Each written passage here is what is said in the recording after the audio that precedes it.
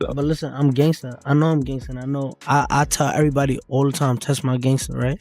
That so-called gangster lifestyle Tekashi 6ix9ine has been flaunting for years may have just cost him everything.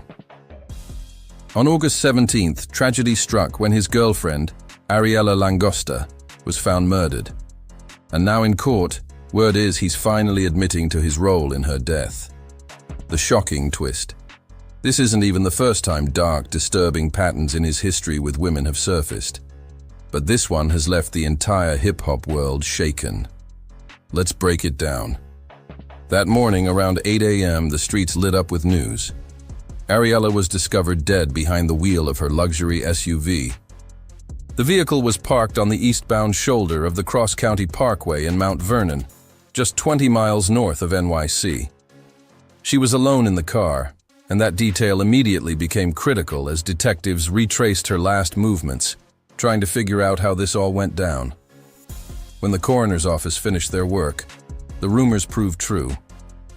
The autopsy revealed Ariela had suffered multiple gunshot wounds, and Westchester County Police didn't mince words.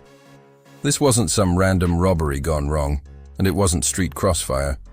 They flat out called it what it was, a hit. A calculated, cold-blooded act of targeted violence. Don't cause no problem, man. You know what I'm saying? I address them. That's me. I'm the hottest artist in the city. And I'm coming on here now. Like, you know what I'm saying? So you're not the hottest in the city, I'm the hottest in the city. And that's where this story takes a darker turn, because this brutal ending didn't come out of nowhere. For years, 6ix9ine's chaotic mix of street affiliations, betrayals, and toxic relationships has been bubbling beneath the surface. Listen to me. My thing is, right? Look, this is the way I look at it, right? I look at it, if I could walk around and say I'm the king of New York, right? Don't you think somebody would have done something by now? Give it some time. Give it some time? Yeah. How much time? I don't know, but I don't think that you should. Because that is a lifetime. I don't think you should be bringing that kind of energy on yourself. But this time, the violence touched someone far too close to home, and the fallout could change everything. I don't think you should be bringing that kind of energy on yourself. But listen, I'm gangster. I know I'm gangster. And I know I tell everybody all the time, test my gangster, right? Oh, God. Not listen to me. I tell everybody, test my gangster. A lot of people don't like me, but you know what I'm saying? I'm not here to fit in. My message is to be yourself. And I'm always myself. I always push that message to be yourself and embrace yourself who you are. What makes this whole tragedy even wilder is Ariela's own social media trail. Just days before her murder, her Instagram told a completely different story. Say 2 years ago, 3 years ago, right? Say 3 years ago. I'm 21 now. Say 3 years ago, right? I come out, like, you know what I'm saying? I had a underage girl in the video, right? And, you know, it happens, you know what I'm saying? You know, girls lie about ages. Everyone knows this, right? She was 14. A lot of people get caught up in this, right? Yeah. Now, I come out with this. I get in trouble for this crime, right? I'm totally remorseful for the situation, and it happens, right? On June 7th, 2025, she dropped a post, smiling, glowing, captioned, "Happy and blessed." But the night before she got taken out, she was active on her stories, partying, vibing, and posting straight from Icon, New York, the club where she worked. By sunrise, she was gone. Word on the street is she was just heading home from a late shift when somebody made the call to end her life permanently. And that is the part that cuts deepest. Ariela wasn't to just some headline attached to Tekashi 6ix9ine, a name. She had her own wave, her own following, her own light. She was a major player in NYC's nightlife scene, with over 551,000 Instagram followers and a reputation for being one of the most genuine faces in the game. Grinding as a bartender and hostess at Icon, New York, some call it Opus Lounge, Ariela earned respect for being mad cool, full of energy, and straight up stunning. Let's start from the very beginning. You and Daniel met in 2011? 2012. 2012. Okay. And how did you guys initially meet? People in the scene called her the realist, but she wasn't just nightlife. Was it a planned pregnancy or no? No. I didn't want to be with him. He knew that. He says it. Like, anybody who knows this person would be like, oh, I trapped her. Born in the Dominican Republic, Ariela was a hustler at heart, balancing modeling gigs, dance work, and entertainment collabs. And were you with him when, was it his father or stepfather that got murdered? It was his stepfather. I wasn't with him. It was like probably 2 years before I met him that happened. Okay, so when you met him, because I guess you dropped out of school right around that time? No, when I met him, actually, he had a scholarship. She was also a mother of 2 daughters, raising her family while splitting time between Westchester and Rockland counties. She wasn't chasing clout. She was building her own legacy. So you guys are dating, 16 years old, and so you guys move in together at one point? Yeah, I moved out my 18th birthday, literally my birthday. Okay, so you guys move in together, and are you pregnant at this point or no? No, I didn't get pregnant till like a year later. And that's what makes her murder feel so much bigger. It wasn't just a random act. It was ripping away someone who had already created impact far beyond the shadows of. Loved in New York's nightlife scene, Ariela's tragic death hit hard. So you guys are living together, and is he a rapper at this point or no? He was pursuing more clothing, but he was dipping and dabbing into rap. Okay. But the Tekashi 6ix9ine name wasn't around back then. Yes, it was. It wasn't as big. Everybody knew him from the deli, because he was the kid with the outrageous clothing, the offensive clothing, because he was big into clothing. He had these crazy shirts that said HIV on them. Like, that's how he was getting attention, through his style and his clothing. But to really understand the weight of this story, you gotta look at who she was connected to. So I remember I met someone who lived in that area and said that he remembers him from the deli. He would be wearing like dresses and like really crazy stuff. Like on some super young thug shit. Like dresses, skirts, all of that. Okay. So how are you, being his girlfriend, taking him wearing dresses? I was young and he was my first boyfriend. Like, he was my first boyfriend, first everything. So I'm like, I love him no matter what. So if he likes it, I love it. It's like, I was very supportive. The same dude who built his whole persona off chaos, trolling, and a fake gangster image that the real streets never bought into. Remember when he hit the Breakfast Club interviews? Me dejaron salir. ¿Por qué tiempo? Para trabajar. ¿Qué es lo que está pasando con tu vida? Dime de verdad, ¿qué está pasando contigo? ¿Te peleaste con Yailin? ¿Qué es lo que está pasando contigo? Sé honesto, no, dime aquí. Honestamente, ¿sabes? Soy joven. No tan joven como era unos años atrás. They're trying to sell himself as the king of New York, talking wild, daring anyone to test him. He bragged about his gang ties, but when pressed about whether he was Crip or Blood, his answers always came off shaky. No, eres un bebé. Sí, pero tú sabes, normal, sabes, todo el mundo comete errores, todo el mundo pasa por, se tiene que, how you say, burn a hand on the stove. Claro, te tienes que quemar. Todo el mundo tiene que cometer sus errores para que, ¿me entiendes? Aprendan la vida, ¿me entiendes? Los golpes de la vida enseñan. Estás tratando de decir. He tried to play it like he was just cool with everybody.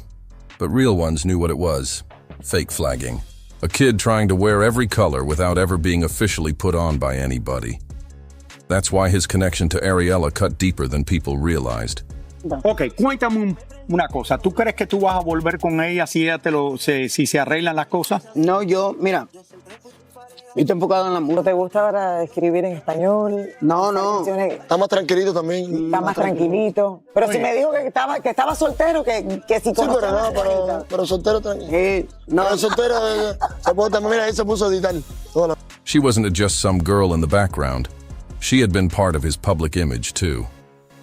She appeared in his 2023 music video for WAPE and even performed with him at venues like New York's Toboga Room. But behind the scenes, their relationship stayed mostly low-key, away from the constant cloud of drama that followed Tekashi everywhere he went. Back around like maybe 3 o'clock in the morning, I was up.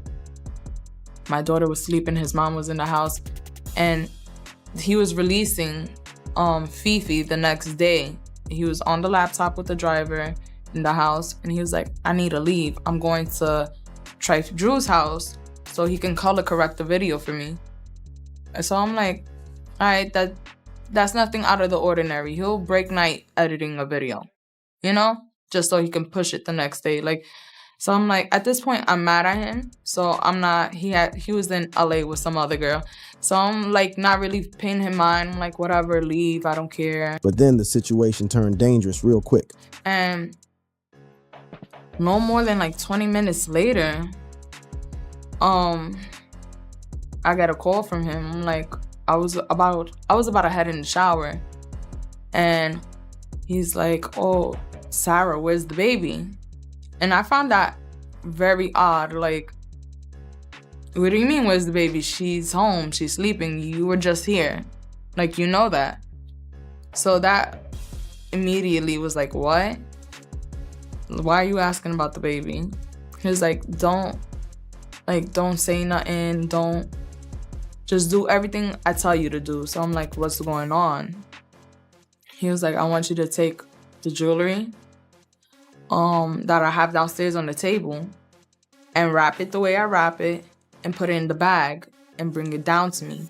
So when news broke that Ariela had been murdered, 6ix9ine's reaction was instant and emotional. He jumped on Instagram stories posting throwback photos and videos of her, flooding his feed with captions like, "There is no heart."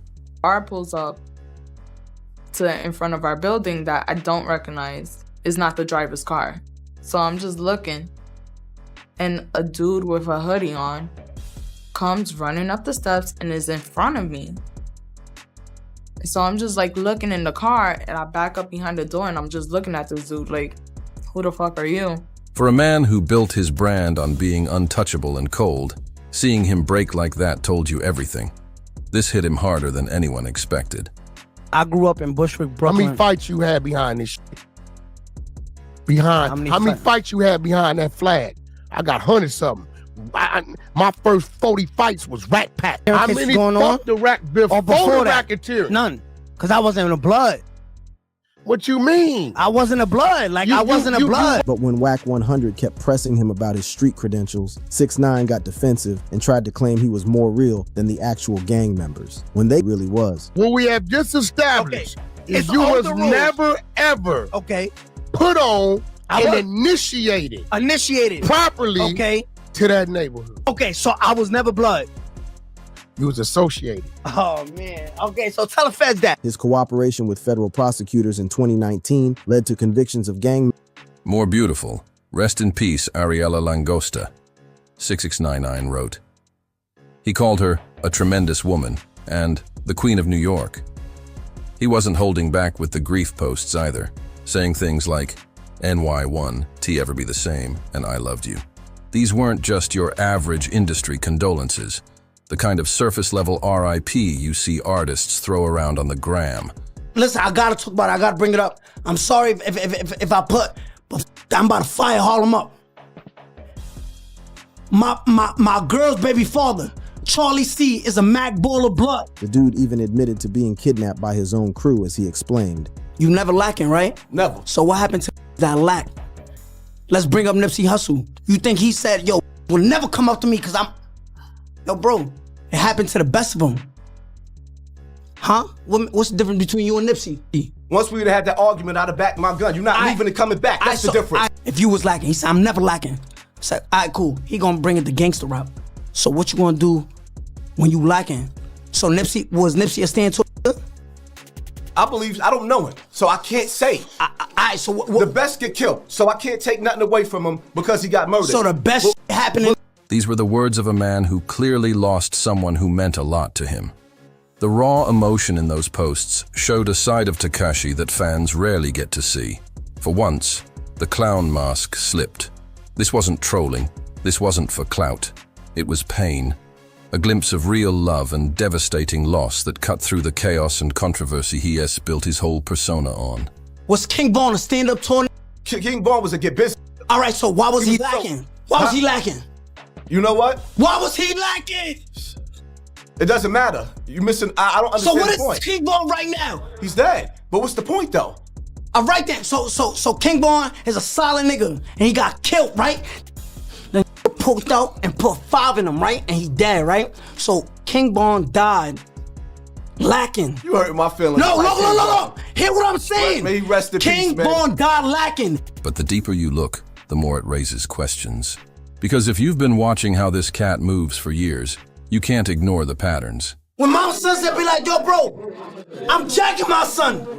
My son coming to the hood. No funny shit, bro. I respect my son gangster. I respect my son gangster. I respect gangsters, bro. But you gonna see me, you gonna respect me. Hold on. Let me break something down to you, right? Hold on, wait. Hold on. I don't even mean to change the mood, but 6ix9ine, we all know about the perception. This is the same dude who tried to play tough on The Breakfast Club, bragging like he was untouchable, swearing he was the hardest in New York. When they pressed him about his legal troubles, about the charges and the lifestyle that got him in hot water, he tried to spin it. He painted himself as just a young kid caught up, a victim of circumstances, instead of owning the dirt he was in. I bring it up. I'm sorry if I put, but I'm about to fire Harlem up. My girl's baby father, Charlie C, is a Mac ball of blood. Okay, what that mean?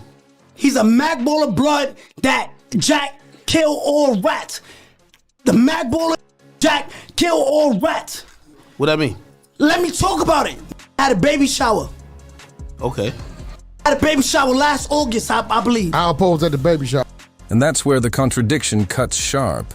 The grief posts show heartbreak, but the history shows a man who's been ducking accountability his whole career. The question now is whether Ariela's death finally forces him to face the consequences he's been running from. As soon as the investigation into Ariela's murder started heating up, the questions came flying. Was this tied directly to Tekashi the 6ix9ine's infamous street reputation? The speculation online was instant, with fans and critics connecting her death to 6ix9ine's long trail of enemies. And the first thing people pointed to was his 2019 testimony against the 9 Trey gangsta bloods in that massive federal RICO case. That testimony cut his prison time short, and with COVID hitting in 2020, he was walking free while his former crew was rotting in cells. But that freedom came at a price. The moment 6ix9ine turned federal witness, the streets branded him with the ultimate scarlet letter, Rat. And in the hood, that's not just a nickname, that's a death sentence. For years, snitches get stitches has been the code, and Tekashi made himself a permanent target. Everybody knew he was walking around with a bounty on his head, whether it was official or not. That's why whispers started spreading that Ariela might have been collateral damage. Unverified word from the streets claimed she was either with him or coming from work when she got clapped, and some even speculated that 6ix9ine himself was the intended target. The idea that his years of gang beef and betrayal could be caught up to her made the story even darker. Now, to keep it real, authorities haven't confirmed any of that street talk. At the time this story was unfolding, there were no arrests, and the official line was still that the case was active. They did clarify one thing, though. Ariela's death wasn't connected to another wild shooting that same day in NYC that left 3 people dead.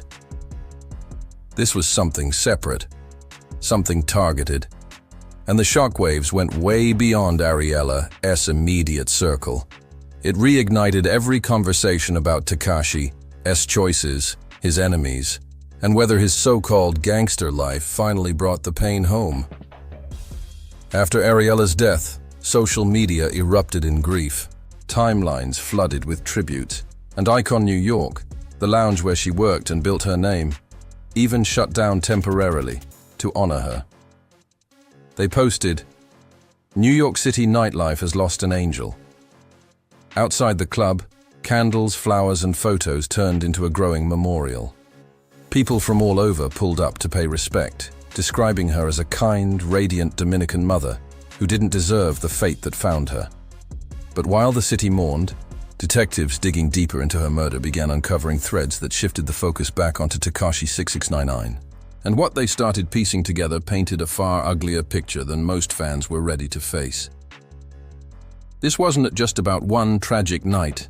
investigators began framing it as the culmination of years of escalating violence, legal chaos, and disturbing patterns tied directly to Daniel Hernandez, the rainbow-haired rat, better known as 6ix9ine.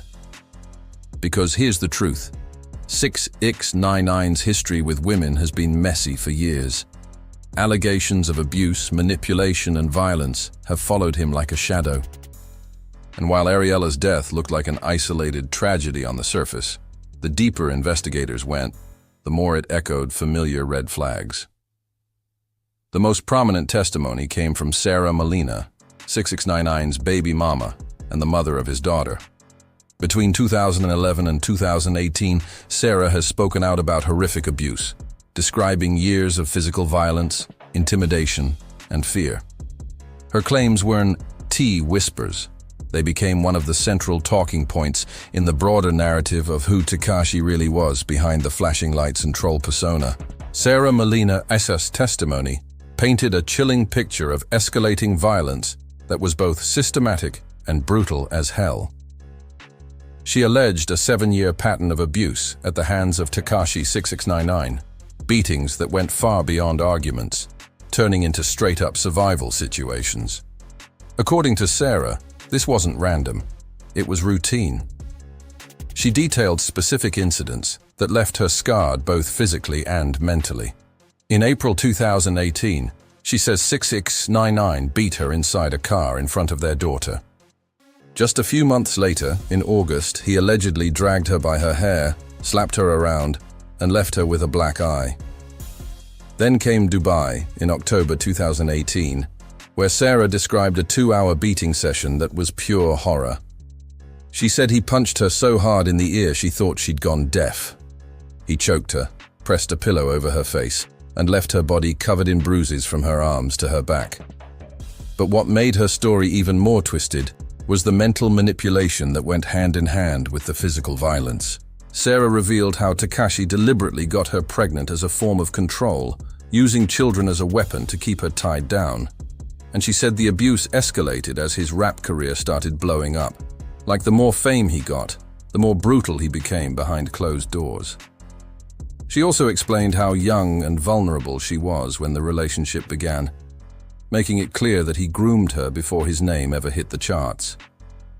Even in those early years, Tekashi was already showing signs of the controversial, erratic behavior that would later define his entire career, doing outrageous stunts for attention while hiding a dark reality at home. When Sarah opened up about 6ix9ine's bizarre behavior, like how he'd randomly dress up in skirts and dresses just to shock people, it showed what many already suspected. This cat would do anything for attention, no matter how wild, no matter how degrading. The trolling wasn't just music videos and Instagram antics, it was his whole way of life. But the violence didn't stop with Sarah. Fast forward to January 2024, and Tekashi was back in the headlines, this time locked up in the Dominican Republic. The charge? Putting hands on his then-girlfriend, Yailin Lamas viral. According to reports, the incident blew up after her mother filed complaints, claiming he beat on Yailin. Authorities didn't waste time. He was arrested and held until January 25th, when he managed to bond out. The case started crumbling when Yailin herself refused to cooperate, going as far as writing a letter to the court saying it was all lies. Even then, the controversy didn't die. Tekashi tried to spin it once again. In his Spanish-language interview with authorities, you could see him scrambling to control the narrative. He painted himself as this mature man, insisting he'd learned from past mistakes and wasn't the same person anymore. But the cracks showed. When reporters pressed him about his relationship with Yailin and whether they'd patch things up, his deflections told the real story. His actions, constant chaos, violent accusations, and staged theatrics spoke way louder than the polished image he tried to sell. By 2024, it was clear Tekashi 6ix9ine wasn't evolving past his demons. He was recycling the same toxic patterns with new faces, proving that the so-called growth he bragged about was nothing but another mask. But the story didn't end there, fam. In September 2024, Tekashi A.S. past came roaring back when Yailin hit him with a revenge porn lawsuit that was downright explosive. She accused him of drugging her, physically and sexually abusing her, and even stealing her money. By then, the pattern was impossible to ignore. A trail of women saying the same thing: violence, control, intimidation, followed by Tekashi using legal tricks, fear, or public manipulation to silence them. And this context becomes crucial when looking at what investigators uncovered about Ariela's final days. Sarah Molina had already described one of the most traumatic incidents in her life with Tekashi, and it highlighted just how dangerous he really was. She said he would drag his own family into the madness, using them as pawns in his endless street drama. One story in particular sticks out: the infamous kidnapping situation. Sarah recalled being terrified, trapped in a whirlwind of violence, while their baby daughter was right there, exposed to the danger. That kind of recklessness didn't just show poor judgment, it showed his true character. So when Ariela was gunned down, the investigators started connecting dots. The Westchester County Police Department, working alongside local, state, and even federal agencies, found evidence that painted a way darker picture than what the public first thought. They weren't dealing with a random robbery or stray bullets. They were dealing with a calculated act of targeted violence. Ariela's murder wasn't some accident. The investigation strongly suggested she was hunted. Here's the real tea about Tekashi 6ix9ine. His documented history is filled with receipts that are genuinely shocking and disturbing. Back in 2015, he pleaded guilty to using a 13-year-old in a sexual performance, a case that has haunted him ever since. In 2020, that same victim came back with a civil lawsuit, accusing him of child sexual assault, child sexual abuse, and infliction of emotional distress. And that wasn't even the only stain on his record. His 2019 federal RICO trial exposed his ties to violent gang activity in brutal detail. Over the course of 3 days, 6ix9ine spilled everything to prosecutors, from identifying gang members to describing how operations worked, even naming big names like Cardi B and Jim Jones as Bloods affiliates. He admitted to ordering hits and confirmed he was deep in 9 Trey's business. That testimony didn't just help the feds lock people up. It also cemented him as one of the most notorious snitches hip-hop has ever seen.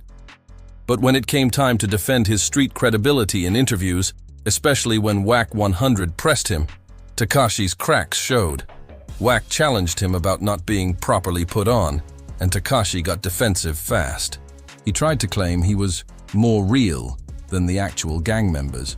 But the more the conversation went on, the more obvious it became that he was exposed as a fraud, someone who used gangs for image without truly earning the stripes. He even admitted to being kidnapped by his own crew, a humiliating reality that raised more questions about why he never handled his own business if he was really built like he claimed. Instead of looking like a tough survivor, he looked like a man who couldn't live up to the persona he sold. When the streets pressed Tekashi 6ix9ine about not being able to back up all that tough talk, he scrambled for excuses. Instead of standing on business, he started pointing to other rappers who got killed, trying to flip their tragedies into justifications for why he didn't move like a real street dude.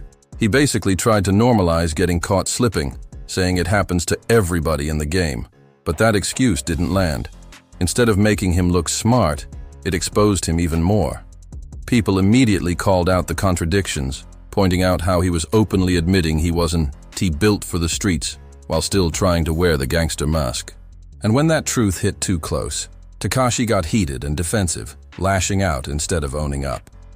In one of his wildest reaches, he even dragged up old stories about snitches in Harlem, trying to use their legacies as some kind of shield for his own reputation. It was a desperate attempt to spin the narrative, but the more he talked, the more it became clear.